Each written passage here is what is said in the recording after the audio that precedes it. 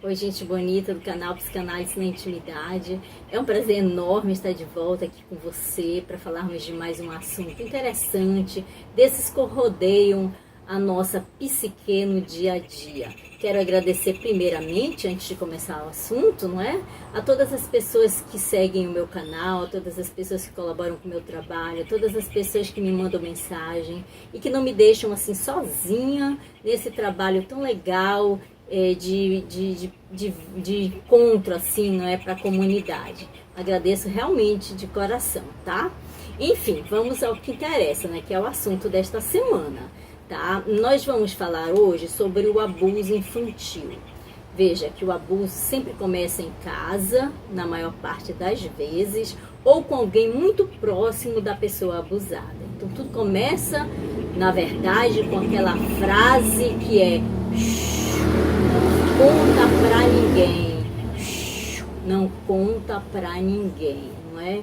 Então nesse momento em que o abusador fala para a pessoa abusada, não conte para ninguém, a partir daí começa esse relacionamento na qual o abusador captura a pessoa abusada numa forma de guardiã daquele segredo, né? Então, por detrás dessa pequena sentença está também uma pessoa incapacitada de contar aquilo adiante. Né? Mas daí vem a pergunta: por que será que essa criança não conta para a mãe, não é? Por que ela não conta?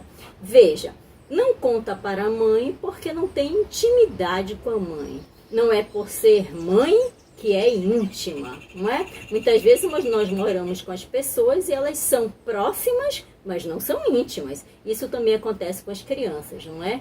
Que elas conseguem realmente entender muito do ambiente ao redor. Então ela não conta para a mãe porque ela não tem intimidade com essa mãe ao ponto de contar um segredinho dela, não é?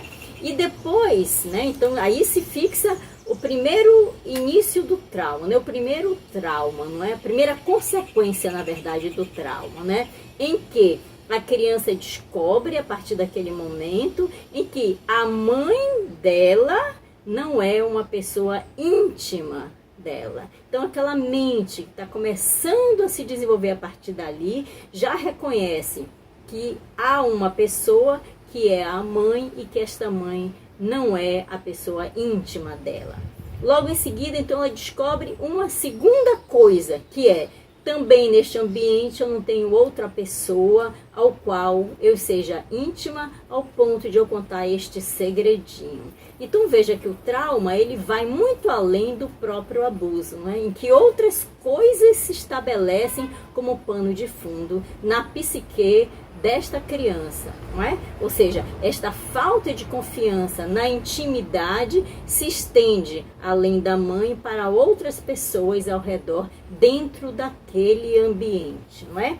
E há também uma terceira coisa que acontece, que é justamente o momento em que essa confiança que a criança descobre que não tem, ela também começa a criar uma fantasia sobre a realidade que está ao redor dela.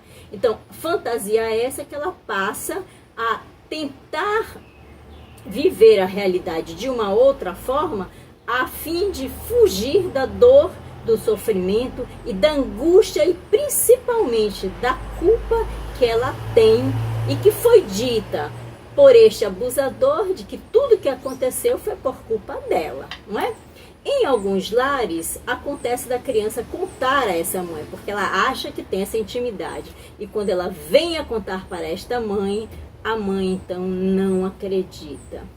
Colocando assim, mais uma vez nessa criança, a culpa daquela mentira, daquela situação, daquele abuso. Causando então, mais uma vez dentro desta criança, essa grande desconfiança, porque ela não pode nem confiar na mãe e nem em nenhuma outra pessoa ao redor. Veja o quanto o abuso ele realmente produz na mente da pessoa abusada uma série de conflitos. Conflitos esses que se estenderão ao ponto de matar a própria palavra. Quando eu digo a própria palavra, é porque a palavra que nós temos, nós que não passamos por um abuso, nós temos com a palavra e dentro da palavra que nós, eu digo palavra, tudo aquilo, o mundo todo que está ao nosso redor, em forma de simbologia, a palavra ela tem um afeto. Então, tudo que está ao nosso redor nos afeta. Mas para a pessoa abusada, a palavra deixa de ter esse afeto. Então, ela, com esse corte na palavra, esse corte no afeto, é também um corte na crença de tudo aquilo que está ao redor, na confiança. Daí ela ir adiante, vivendo as suas relações, mas dentro dessas relações, ela não ter essa motivação, esse envolvimento com o qual nós, que não passamos por abuso, temos, não é? Então, o que acontece também com a criança abusada? Ela entra num ciclo de fixação ao abuso. Então, é como se ela fosse capturada pelo abuso. Esse abuso que ela passou lá atrás passa a ser, então, repetitivo a partir dali em diante. Então, muitas vezes, e acontece, né, a criança sai de um abusador e ela vai para a mão de outro abusador, e então vai para a mão de outro abusador e segue vivendo o abuso, não é? Então, aí, claro, de uma forma psíquica e inconsciente, uma retomada ao abuso para que ele aconteça de uma outra forma e ela deixe para trás aquela culpa que ela carrega. Só que, claro, isso não acontece, então, não é porque não foi tratado. É um abuso acontecendo de novo, então aquele abuso vai reforçando cada vez mais a angústia, a dor e o sofrimento dentro daquela criança. Então veja como é séria realmente a coisa do abuso. Não é só o abuso que acontece, é uma série de situações acontecendo dentro dessa psique dessa criança. Na forma adulta, eu digo na forma adulta, na fase adulta, o que acontece com esse adulto abusado?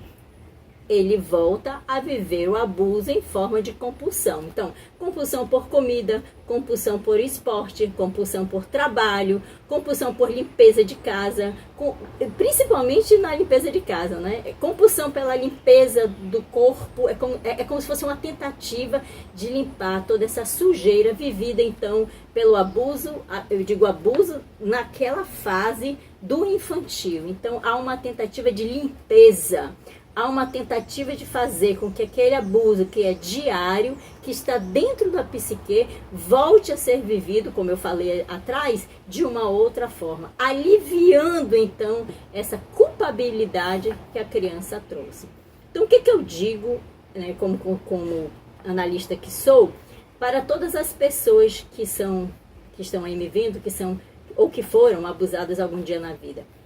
Que procurem viver a intimidade que não tiveram lá atrás com a mãe no consultório, não é? Por isso que muita gente, até eu agradeço a todos os que têm realmente essa coragem de vir até o analista para viver esse momento de intimidade que foi perdido com a mãe naquele primeiro momento. Então, para os que são abusados, que eles podem sim vir fazer essa tentativa com o analista, não é?